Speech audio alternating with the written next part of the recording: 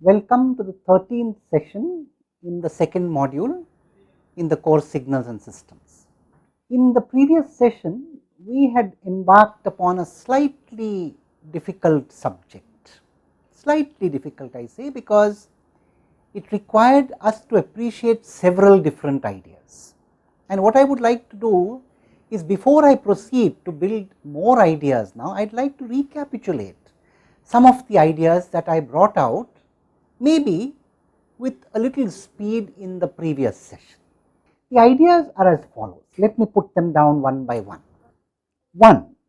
We assume that we wish to look at either periodic signals or signals over a finite interval. Let that interval be t, and again without loss of generality, 0 to t. Please understand the meaning of this notation here. This notation means that we are talking about the open interval from 0 to t. Secondly, 0 is our choice. Where we put 0 is our choice. That is why I am saying without loss of generality. Point number 2. We have assumed that such signals are spanned by all sinusoids of angular frequency 2 pi by t times k. Now, we could say k is an integer, or we could say k is only the set of positive integers. It does not make a difference, because when you take positive and negative integers, it really gives you the same sinusoid. So, we do not need to distinguish positive and negative integers here while we are talking about sinusoids. Now, I must make one point clear here. If you talk about all possible signals that lie in the interval 0 to t, we will see in due course that they are not spanned just by the set of all sinusoids with this set of angular frequencies. What I mean by that is, there is a reasonably big class, but not the full class of signals which can be constructed by putting together sine waves with these angular frequencies. And how did we arrive at this specific choice of angular frequencies? We said there are two possibilities. Either the signal is periodic, in which case of course I want whatever comes in this interval between 0 and t to be repeated in every successive and preceding interval of length t. And therefore, you need these sinusoids, if they were to come together and construct the signal, you need them to be periodic with period t too. And if they are periodic with period t, that means they have a frequency which is a multiple of 1 by t on the Hertz scale, or on the pure frequency scale, cycles per second scale, which can also be understood that the angular frequency is a multiple of 2 pi by t. That is how we arrived at 2 pi by t times k, where k is the set of all positive integers. Well, 0 needs to be included. So, we will need to include 0, because we have to consider the possibility of a constant term also requiring to be a part of the signal. We will see that in due course, do not worry. We are going to do several exercises to understand this, but I am trying to get our coordinates right in our understanding. Now, if the signal is not periodic, but you have chosen to observe it only in the interval 0 to t, you are not bothered about what happens outside this interval. Again, more generally you are saying that you want to observe it in an interval of t, and you have said without any loss of generality, I have the freedom to put my 0 where I want to, and therefore I could say 0 to t, alright. Now, you see, if you are interested in the signal only between 0 and t, there is no harm in putting anything that you like outside that interval if it makes your analysis easier. So, one way to make your analysis easier is to make what is called a periodic extension of this signal. So, whatever is in 0 to t is repeated in every subsequent and preceding interval of t. And you construct a a false periodic signal. The original signal may not be periodic, but you have paid attention only to what happens between 0 and t. So, you have just filled up the rest of the time axis with what you want,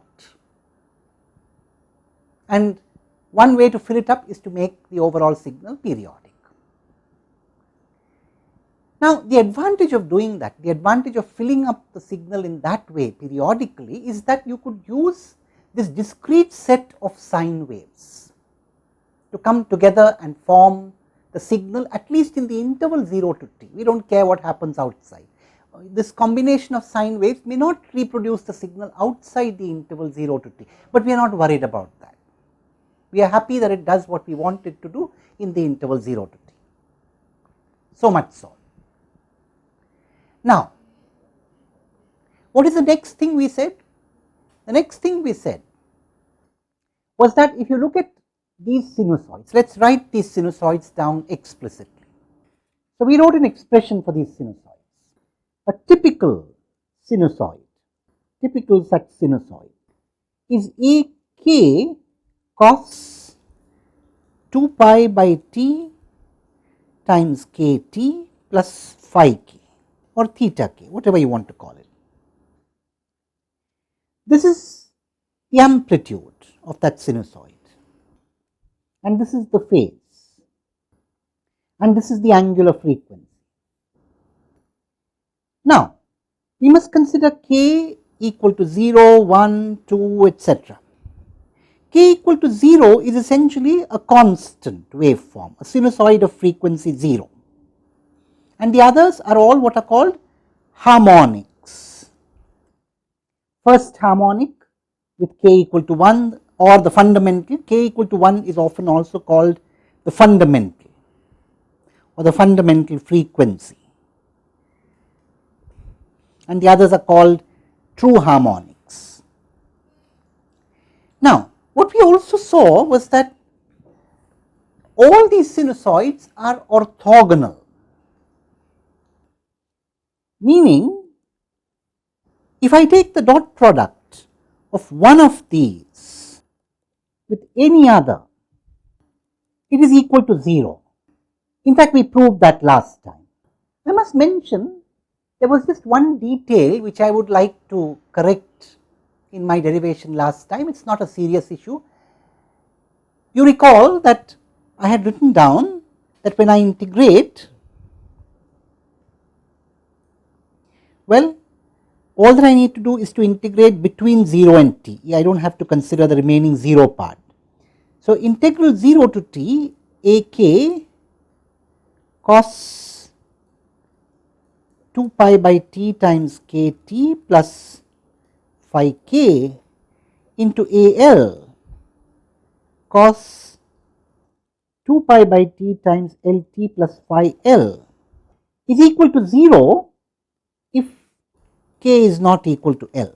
That is what we had written down.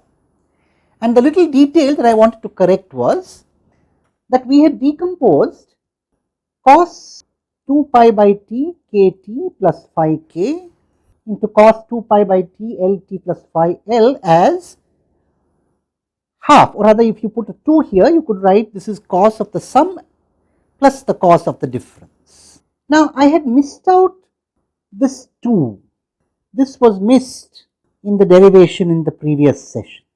I am mentioning this because I had paid attention there to essentially the main terms. I had not paid attention to this constant. That is not a very serious issue. It still gives you the same result. But I do hope some of you noticed. I was just trying to see if some of you would notice this little detail, and I am now pointing out that that was there. So, we do intentionally introduce some of these little, maybe you could call them errors or inadequacies in discussions. So, some of you should be alert and say, well, we did this and there was this little, perhaps a little deviation from what should be correct, but by and large the derivation was correct. So, here was a little trick to keep you attentive. Anyway, that was besides the point. Now, we saw that these two are orthogonal if we take any two sinusoids, all right. So, what we have established here is that we have an orthogonal set, and it is not clear that this orthogonal set spans all such signals. In fact, it does not. What it means is that there are some signals which cannot so be constructed, but those signals are what I might call pathological. That means they are beyond the realm of the kind of discussion that we want to undertake, at least at a first level in our understanding on signals and systems. Most reasonable signals that you might encounter in an interval of t are going to be so decomposable. So, this little issue of spanning, we are kind of hand waving and moving it aside. We are saying that we are content with dealing with those signals which are spanned. Now, we will understand which these signals are, where these limitations are as we go along. So, I do not want to preempt too much of the discussion. For the moment, we will confine ourselves to those signals which could so be spanned, which you can believe or take from me at the moment is very large. It is a very large class of signals which can thus be spanned by these sinusoids. That means you could bring together sinusoids of all these angular frequencies and form a very wide class of signals which covers many of the signals that we wish to deal with. Now, the next question that we are going to ask and answer in the next session is, how do I use this idea that we have built here to actually get these AKs and phi k's? That is a question which we have not answered, though we have given all the foundations that are required to give the answer. So, let us come to the next session and answer that question. Thank you.